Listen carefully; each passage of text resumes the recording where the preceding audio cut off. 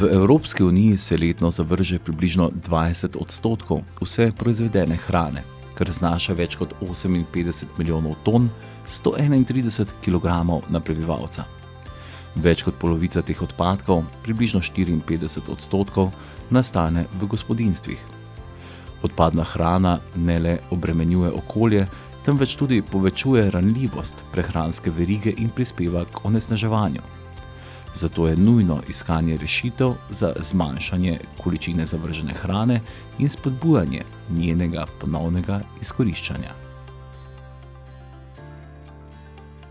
Insektna biokonverzija je inovativni tehnološki proces, skladen s principi trajnostnega in krožnega biogospodarstva, ki ponuja pomembne rešitve za nekatere ključne izzive globalnega prehranskega sistema.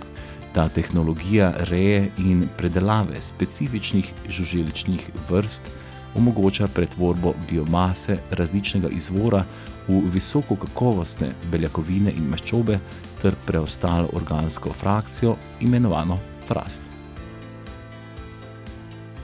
V projektu smo razvili ter na partnerskih kmetijah in podjetjih uvedli sistem insektne biokonverzije, ki je prilagojen lokalnim razmeram v Sloveniji. Na podlagi pripravljene celovite tehnološke zasnove dveh sistemov insektne biokonverzije rastlinskih stranskih proizvodov na kmetijah smo najprej vzpostavili demonstracijski sistem na višji tehnološki ravni. V projektu sodelujoče kmetijsko podjetje je pripravilo ustrezne prostore in opremo. Prostor za pitanje oziroma hranjenje ličink črne bojevniške muhe je urejen na način, da ni prisotne naravne svetlobe. Opremljen s sistemom za uravnavanje temperature, klima in vlage v prostoru, prezračevanje in vlažilnik zraka. V tem prostoru poteka kritično obdobje v življenjskem ciklu črne bojevniške muhe, hranjenje ličink od 5. dneva starosti do primerne faze za žetev ter inaktivacijo ali za nadaljnjo vzpostavitev vzdrževanje matičnega roja. Prostor za nastanitev matičnega roja je opremljen s senzorji za temperaturo in vlago, parametre pa je možno spremljati tudi na telefonu. Za začetek reje ličink črne bojevniške muhe smo v tujini naročili 2 paketa po približno 40.000 5 dni starih ličink. Ličinke so najbolj aktivna faza življenjskega cikla, saj se v tem obdobju hranijo in rastejo. Iz začetne velikosti manj kot 1 mm zrastejo do dolžine približno 2,5 cm in širine 0,5 cm. Hranijo se z organsko snovjo in si ustvarijo maščobne ter beljakovinske rezerve, potrebne za nadaljnji razvoj. V optimalnih pogojih, primerni vlažnosti, temperaturi in količini hrane, ličinke dosežejo popoln razvoj v 14 do 16 dneh. Ob neugodnih pogojih lahko podaljšajo življenjski cikel, kar kaže na njihovo izjemno prilagodljivost. Substrati predstavljajo vir hranil za gojenje žuželk.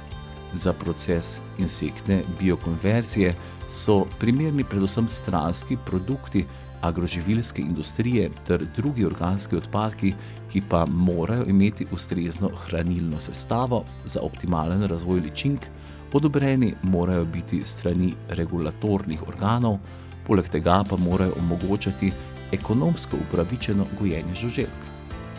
V projektu smo preizkusili različne vhodne surovine za pripravo substrata. Te surovine smo dodajali v različnih količinah oziroma razmerjih v posamezne zaboje in beležili rezultate prirasta in porabe substrata. Na koncu cikla, ko so bile ličinke primerne velikosti oziroma ob inaktivaciji, smo evidentirali njihovo težo in težo nastalega frasa na posamezni zaboj. Pri pripravi substrata iz kmetijskih stranskih produktov smo na celoletni ravni kot osnovo uporabljali paradižnikove plodove, katerim smo dodajali še koruzni drobir, star kruh in pivske tropine. Kombinacija različnih materialov je ličinkam zagotavljala dostopna in raznovrstna hranila ter optimalne rezultate. Nasprotno je uporaba samostojnih substratov iz enega materiala pokazala izmerljivo slabše rezultate. Ko ličinke dosežejo primerno velikost in obarvanost, izvedemo žetev. Ličinke ločimo od preostalega substrata. Ločevanje se izvaja mehansko ali s pomočjo posebnih naprav, ki zagotavljajo minimalno izgubo materiala. Preostanek substrata, ki je obogaten z organskim materialom in hranili, imenujemo fraz. Ličinke do njihove uporabe ali predelave shranimo v zamrzovalniku. Del ličink je bil hranjen samo s substratom, ki je bil sestavljen samo iz piščančjega krmila in vode. Te ličinke so bile namenjene za vzpostavitev matičnega roja. Ko dosežejo fazo predbube, temnejša barva, manjša gibljivost, jih presejemo in prestavimo v temen prostor. Sledi faza zabubljanja, ki traja 10 do 14 dni. Po končani preobrazbi muhe izpostavimo v zamrežen prostor za parjenje in odlaganje jajčec, kjer nadaljujejo svoj cikel. V zamreženem prostoru je nameščen svetlobni spekter za stimulacijo parjenja ter odlagališča za jajčece. Napolnjen zbiralnik jajčec namestimo nad pladenj s substratom. Ko se jajčeca izležejo, novo izlegle ličinke padejo v spodaj pripravljen substrat in se pričnejo hraniti. Na 3 manjših kmetijah smo vzpostavili demonstracijski sistem valorizacije stranskih proizvodov na samooskrbni tehnološki ravni. Reja ličink je potekala na kmetijah v obdobju ugodnih temperatur za rejo v gospodarskih poslopjih od aprila do oktobra, kamor lahko namestijo stojalo zaboji, ki omogoča zračnost med zaboji. Za rejo zadostujejo plastični živilski zaboji ustreznih dimenzij 60x40x30. Na zaboj je potrebna količina substrata približno 5 kg, ki ga pripravijo kmetje sami z domačo opremo iz na kmetiji razpoložljivih ustreznih stranskih produktov. 5 dni stare larve, potrebno je 15.000 larov, je zagotovil vzpostavljen demonstracijski sistem na višji tehnološki ravni. Na zaboj je pridelek ličink po 14 do 21 dneh, pitanje na odpadkih traja nekoliko dlje, približno 2,5 kg.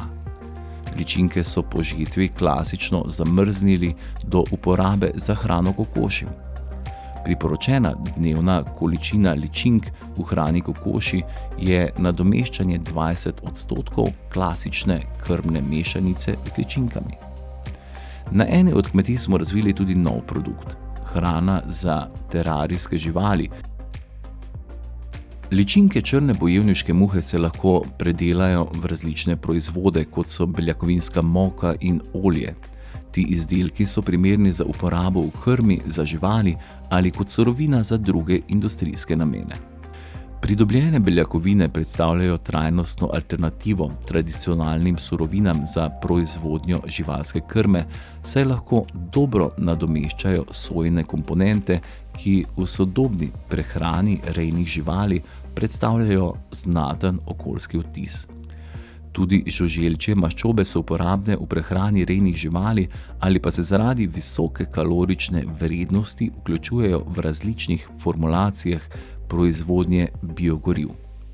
Fraz, ki je sestavljen iz žuželčjih iztrebkov, ostankov rastnega substrata v kolonijah in kutikul, pa je nov trajnostni vir bogatega organskega gnojila. V projektu smo razvili naslednje nove produkte: krmna mešanica za pitovne piščance z vključevanjem žuželčje proteinske moke, krmni dodatek maščoba z vključevanjem olja žuželk, krmni dodatek predelane živalske beljakovine z vključevanjem beljakovin žuželk, pakiran vrtnarski substrat s frasom, hrana za terarijske živali, kuščarji, kače, glodavci in eksotične ptice, pakirane in aktivirane ličinke. Pridobljeno znanje in izkušnje smo prenašali v prakso na različnih delavnicah za kmete, kmetijske svetovalce in druge strokovnjake, študente ter dijake kmetijskih znanosti.